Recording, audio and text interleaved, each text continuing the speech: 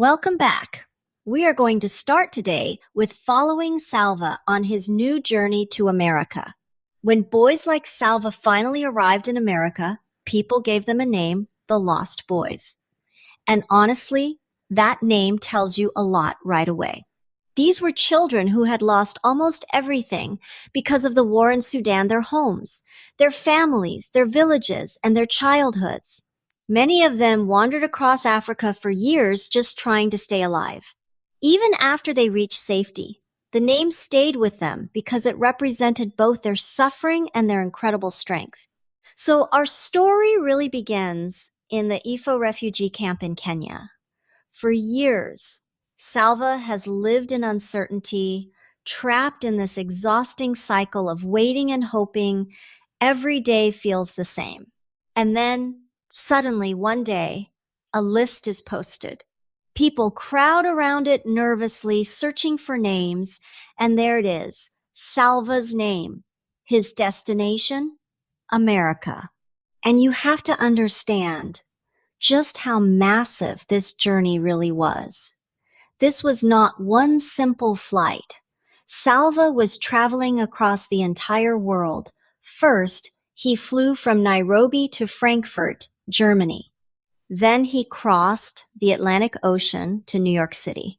And finally, he boarded one last smaller plane to Rochester, New York, a place he had only ever heard about by name. For Salva, every step of the trip carried him farther away from the world he had always known and closer to a completely unknown future.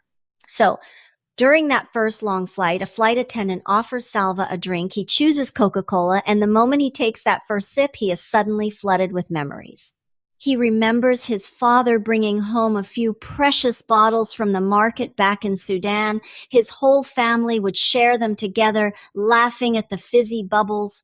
It seems like such a small, ordinary moment, but for Salva, that taste instantly reconnects him to the family and home he was forced to leave behind years earlier. But by the time Salva boards that final flight to Rochester, the excitement starts turning into fear. He is completely alone now, the last boy from his group still traveling with him. Sitting among all those strangers and families on the plane, a wave of anxiety suddenly hits him. One thought keeps repeating over and over in his mind. What if the people meeting me do not like me? And in that moment, right before his entire life changes forever, Salva feels more vulnerable and uncertain than ever. And then, suddenly, he is there. The plane lands and Salva steps into a world that feels completely unfamiliar. The moment he walks through the airport doors, he is hit by one shock after another. Everything feels different. The freezing air, the bright lights, the fast-moving cars, even the way people act. In that instant, Salva realizes he has entered a place unlike anything he has ever known before. The contrast between Sudan and America could not have been more extreme. Back in southern Sudan, the weather was almost always hot, and most of the roads were just dirt paths. But in Rochester, the freezing air hits Salva like a shock the moment he steps outside. Cars race past on smooth paved roads at speeds he can barely even understand. To Salva, this does not just feel like a new country. It feels like stepping onto an entirely different planet. This moment really shows just how shocking the experience is for Salva. The cold feels so strange and extreme to him that his very first thought is about survival. He honestly worries that breathing the freezing air might make his lungs stop working. It is such a powerful reminder that Salva was stepping into a world his body and mind were completely unprepared for. So, standing there at the airport doors with his new family waiting outside, Salva suddenly hesitates. Taking that one step feels enormous because he knows there is no going back.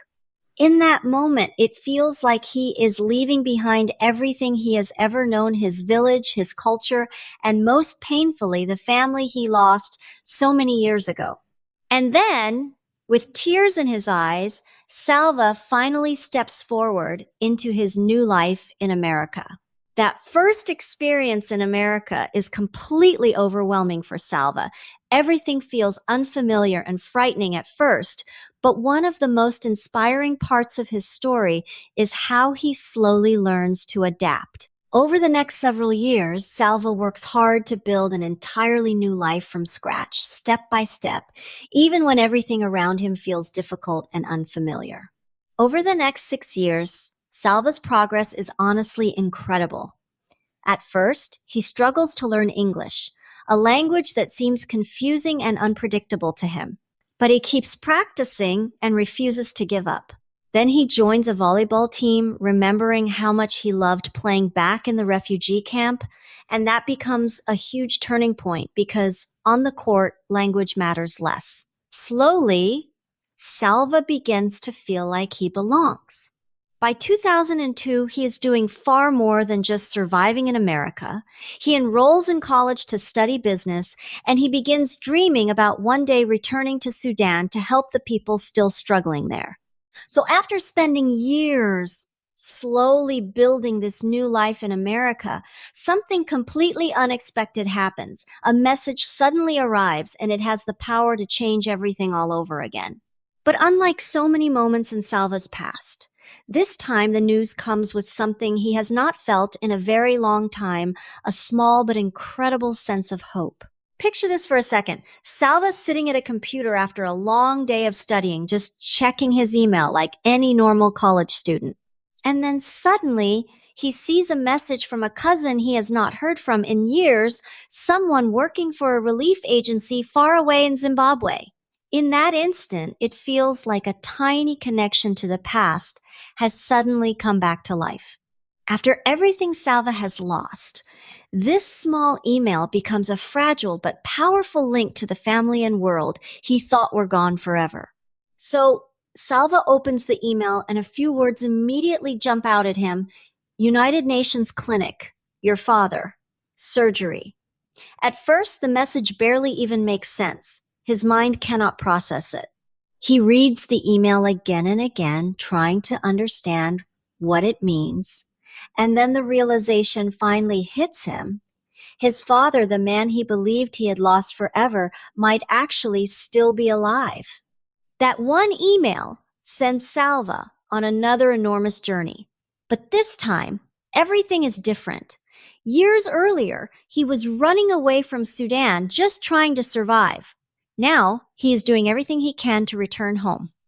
He is fighting through paperwork, long delays, and endless uncertainty, all for the chance to see his father again.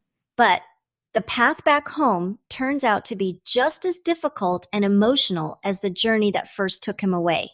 And honestly, just getting back to Sudan was an enormous challenge. The paperwork alone took months. Salva had to fill out endless forms, get special travel permits, and work through governments that were still caught up in conflict and war. Even figuring out how to reach such a remote area was incredibly difficult because there were no nearby airports. But maybe the hardest part of all was the uncertainty. He had no way to contact the clinic directly, no way to know if his father was still alive or even still there. Every delay felt unbearable, filling him with the terrifying fear that he might arrive too late. But after nearly a week of exhausting travel, Salva finally makes it back to Sudan. He travels on huge airplanes, then a smaller plane, and finally rides for hours on dusty roads in a jeep. And when he arrives, everything feels familiar but distant at the same time. The sights and sounds remind him of home, but he knows he has changed completely. Then, with his heart pounding, Salva walks into the small hospital room, ready to see his father for the first time in 19 years. And standing there just moments away from seeing his father again, one huge question fills Salva's mind. He may have returned to the place where he grew up, but he is not the same person anymore. The frightened boy who fled Sudan is gone. Now, after years of survival, loss, and struggle, he has become someone completely different. And in that moment, the full weight of his journey really hits him. But even after this emotional reunion, Salva's journey is not over yet. We will discover the final 2 chapters of the book in our next video. See you there. If you'd like more personalized feedback, writing support, and discussion sessions, they're available with me or with our selected tutors. All the details are here.